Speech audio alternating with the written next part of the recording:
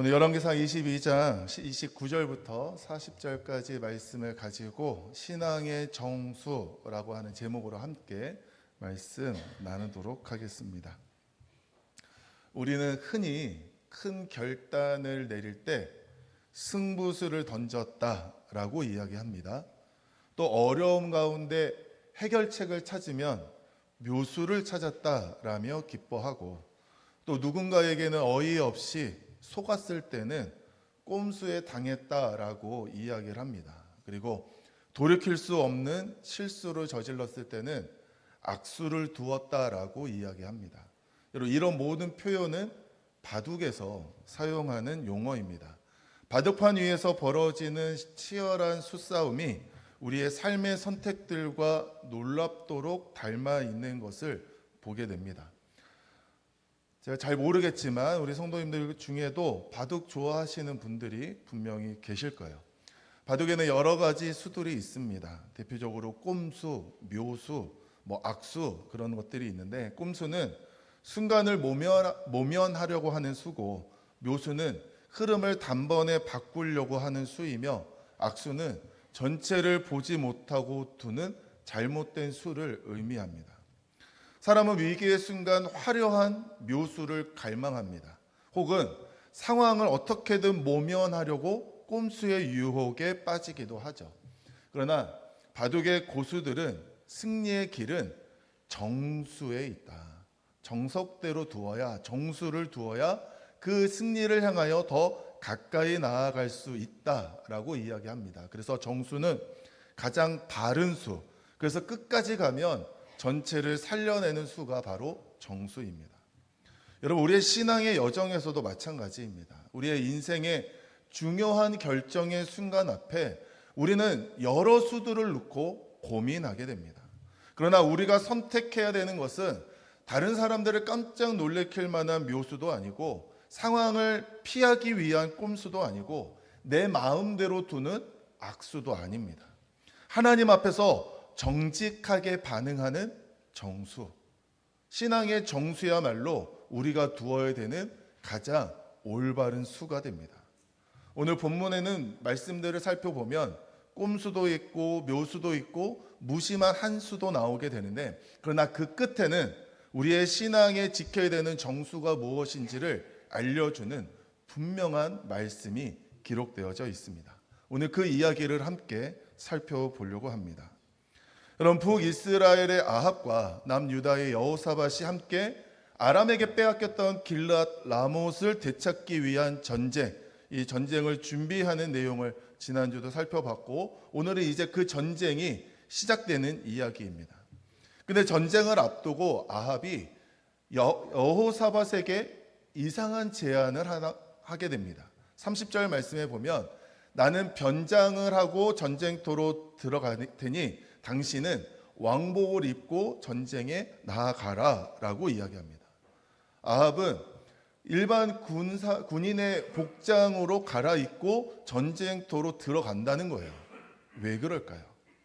또 한편 아람 왕도 자기 나름대로 전략을 짜게 됩니다. 31절 말씀에 보면, 너희는 작은 자나 큰 자나 더불어 싸우지 말고 오직 이스라엘 왕과 싸우라 라고 하면서 지휘관 32명을 뽑아다가, 너희는 다른 거 하지 말고 아합만 찾아라, 아합만 찾아서 그를 죽여라 라고 이야기합니다. 전쟁의 목표를 넓게 보는 것이 아니라 아합에게만 보고 그 한 사람을 죽이는 일에만 집중하게 됩니다. 왜 이런 계획을 짜게 될까요? 그렇게 각자의 전략을 짜고 전쟁은 시작됩니다. 전쟁터는 매우 혼란스럽죠. 그때 아람 왕의 명령을 받은 32명이 왕의 옷을 입은 여호사밧을 발견하게 됩니다. 왕의 옷을 입고 있으니 당연히 아합이라고 생각하고 그 아합을 향해서 집중 공격을 하기 시작해요. 갑작스러운 공격을 받은 여호사밧은 놀라서 소리를 지르며 도망치게 됩니다. 근데 그 여호사밧, 소리치며 도망치는 여호사밧을 뒤쫓던 이 32명의 지휘관들이 가만히 보니까 아합이 아닌 거예요. 그래서 공격을 멈추고 돌아서게 됩니다. 그런데 그때 한 병사가 활을 쏘게 됩니다. 34절 말씀에 보면 한 사람이 무심코 활을 당겼다라고 나오고 있습니다. 저격을 하려고 쏘는 화살이 아니에요. 그냥 전쟁 중에 아무나 맞아라 라고 하는 마음으로 쏘는 화살입니다. 근데 그 화살이 변장한 아합에게로 와서 또 그도 무장을 하고 있는데 그 무장한 틈에 아주 작은 빈틈에 탁 꽂혀가지고 아합이 그 화살을 맞게 되어 큰 부상을 당하게 되고 피를 계속해서 흘리게 되는 상황. 그래서 결국 그날 저녁에 아합이 죽게 됩니다. 전쟁이 끝나고 나서 아합의 시체는 수도인 사마리아로 돌아오게 됩니다. 그리고 그 피 묻은 병거를 사마리아에 있는 연못에서 씻게 되는데 그때 그 씻는 핏물을 개들이 와서 핥아 먹는 모습을 기록하고 있어요. 그러면서 38절에 뭐라고 기억하냐면 여호와께서 하신 말씀과 같이 되었다라고 이야기합니다. 아합이 죽고 이런 일이 일어나는 게 이미 하나님께서 말씀하신 내용이라는 거예요. 여러분, 아합의 죽음은 우연이 아니라 하나님의 말씀의 성취라는 뜻입니다. 여러분, 아합이 나봇의 포도원을 빼앗고 나봇을 죽였을 때 하나님께서는 엘리야를 통하여 이미 예언하신 말씀이 있어요. 열왕기상 21장 19절 말씀에 보면 여호와의 말씀이 개들이 나봇의 피를 핥은 곳에서 개들이 내 피 곧 내 몸의 피도 핥으리라 하였다라고 하는 말씀을 엘리야를 통하여 아합에게 주셨습니다. 그 예언의 말씀이 이번 전쟁을 통해서 그대로 이루어지게 됩니다. 변장도 전략도 전쟁의 혼란도 하나님의 말씀을 가로막지 못했습니다. 하나님의 말씀하신 그 자리에 정확하게 그 예언이 이루어지는 장면을 우리는 보게 됩니다. 오늘 이것이 오늘 본문 말씀의 이야기예요. 사람들은 각자 계획을 세웠고 각자의 생각대로 움직였고 그러나 그 모든 장면을 지나서 마지막에 남는 것은 오직 하나, 하나님의 말씀이 그대로 이루어졌다. 사람들이 많은 계획을 가지고 임한 전쟁이지만 그러나 사람의 계획대로 전쟁이 진행된 것이 아니라 하나님의 계획대로 하나님의 말씀대로 이루어졌음을 우리는 오늘 말씀을 통해서 보게 됩니다. 여러분, 오늘 본문 말씀에 보면 여러 가지 수들이 앞서 제가 서론에서 이야기한 바둑에 여러 가지 수들이 등장하고 있어요. 여러분, 아합은 꼼수를 씁니다. 아합은 변장하죠. 왜요? 살기 위해서. 왕의 옷을 벗고 일반 군사의 옷을 입고 있으면 적들의 이목을 피하게 되고 전쟁에서도 살아남을 수 있겠다. 시선을 남유다 여호사밧에게 돌리고 나는 일반 병사들 속에 숨어 있으면 나는 내 목숨은 어쨌든 살 수 있겠다라고 하는 그런 생각을 하게 된 거죠. 꼼수입니다. 꼼수는 겉모습을 바꿀 수는 있지만 그의 본질을 바꿀 수는 없었어요. 사실 아합은 변장을 하는 것이 아니라 자신의 삶을 아예 바꾸었어야 합니다. 그런데 그런 생각은 하지 못하고 그저 꼼수 부려서 어떻게든 살아남고자 하는 수를 쓰게 되죠. 또 베나삿의 명령을 보면 오직 이스라엘 왕과 싸우라라고 이야기합니다. 어떻게 보면 영리한 전략일 수 있습니다.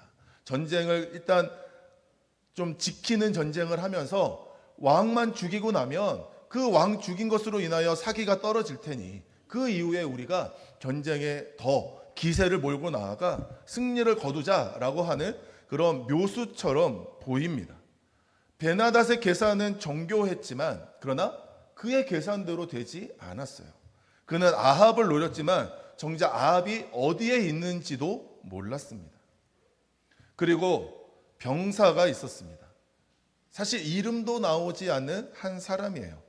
그리고 그는 무심코 활을 쏘게 됩니다. 누구를 겨냥해서 정확하게 쏜 화살이 아니에요.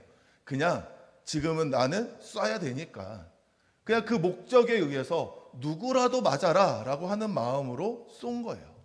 그런데 그 화살이 날아가서 아합에게 꽂히게 되고 그 화살로 인하여 아합은 생명을 잃게 됩니다. 사실 사람의 눈으로 보면 우연이죠. 아합의 입장에서 보면 재수 없는 일입니다.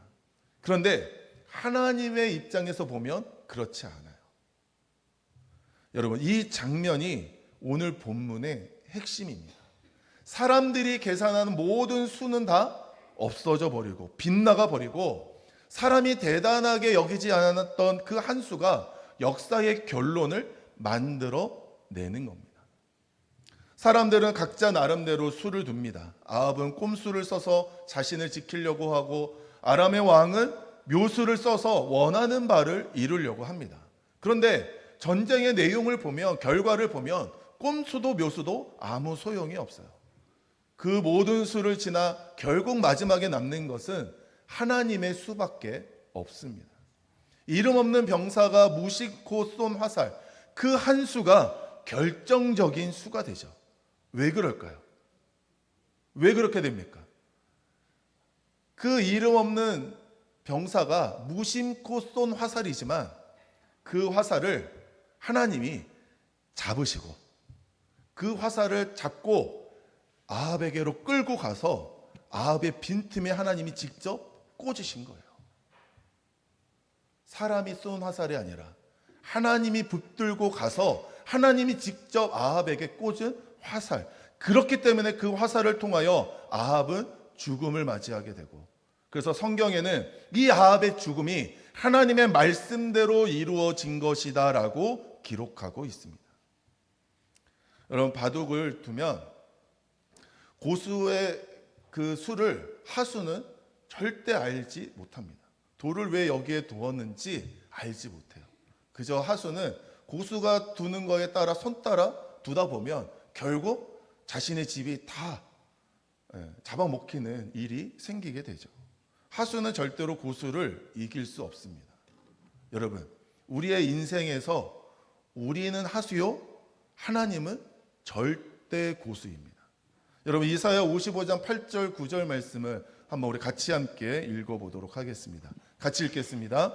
이는 내 생각이 너희의 생각과 다르며 내 길은 너희의 길과 다름이니라. 여호와의 말씀이니라. 이는 하늘이 땅보다 높음같이 내 길은 너희의 길보다 높으며 내 생각은 너희의 생각보다 높음이니라. 아멘. 하나님 말씀하시죠. 하나님의 생각과 우리의 생각은 차원이 다르다. 땅보다 하늘이 높음같이 우리가 아무리 좋은 수를 내도 하나님의 수, 하나님의 길을 우리가 절대로 이길 수 없다. 여러분, 우리는 눈앞의 상황을 보고 판단하고 내가 이해할 수 있는 범위 안에서만 결정하게 됩니다. 그러나 하나님은 다르시죠. 시작부터 끝까지, 과정부터 결론까지, 지금부터 마지막 모든 것을 하나님은 다 지켜보고 계십니다.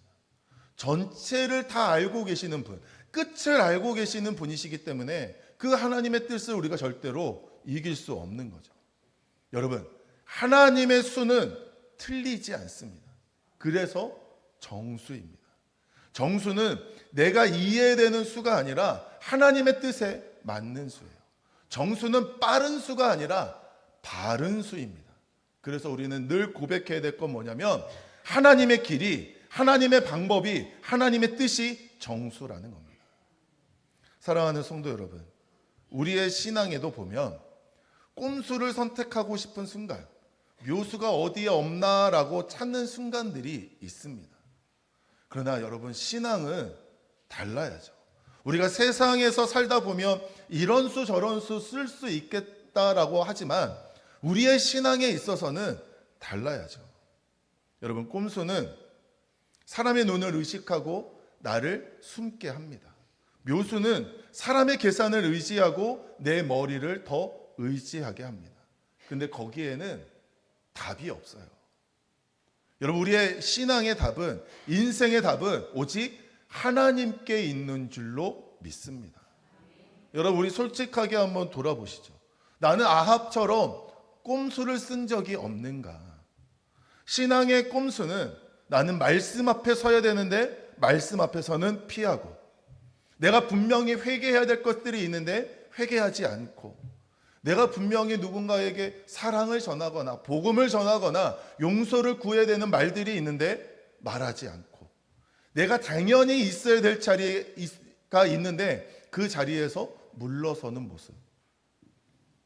여러분, 아합의 꼼수가 왕복을 벗는 것이었다면 우리의 꼼수는 신앙인의 모습을 가지고는 있지만 삶의 방향을 바꾸지 않는 거예요. 예배는 드리지만 삶은 다른 곳을 향하고 있는 겁니다. 우리가 그리스도인이라고 하는 이름은 있지만 그 이름에 합당한 삶은 없는 것. 어떻게 보면 우리는 지금 신앙의 꼼수를 부리고 있는 겁니다. 그러나 아합의 꼼수가 그를 지키지 못했듯이 우리의 꼼수도 우리를 절대로 지켜줄 수 없습니다. 또한 우리는 꼼수만 두는 것이 아니라 때로는 정말 진지하게 묘수를 찾을 때도 있습니다. 이 방법만 있으면, 이 사람만 만날 수 있다면 나의 문제가 해결될 텐데. 그래서 우리는 기도보다는 방법을, 하나님의 판단보다는 내 판단을, 말씀보다는 세상의 흐름을 먼저 앞세우고 따라가고 붙드는 경우가 있다는 거죠. 그러나 시간이 지나고 나면 내가 묘수라고 여겼던 것이 오히려 내 인생의 악수가 될 때가 있습니다. 그로 인하여 오히려 관계는 멀어지고 내 문제는 더욱 깊어지고 하나님께로 돌아오는 길은 더욱 멀어지는 일들이 우리 가운데 생기더라는 거죠.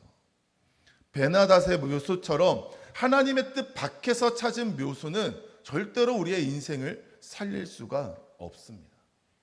그러므로 우리에게 중요한 질문은 뭐냐면, 우리는 계속 이렇게 꼼수와 묘수로만 살아갈 것인가? 그러나 우리의 삶의 경험을 통해, 오늘 말씀을 통해 분명히 우리에게 주는 것은 뭐냐면, 꼼수는 우리를 지켜주지 못하고 묘수는 우리를 살리지 못한다. 그러므로 우리는 분명히 다른 선택을 해야 됩니다. 그 선택은 바로 하나님의 정수, 신앙의 정수를 따라가야 하는 거죠. 여러분, 그렇다면 우리가 어떻게 신앙의 정수를 두며 살아갈 수 있겠습니까?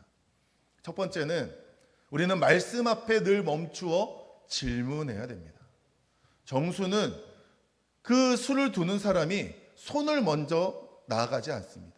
생각 없이 그냥 돌을 두는 것이 아니라 멈춰서 판 전체를 보고 내가 어디에 두어야 되는지를 찾게 돼요.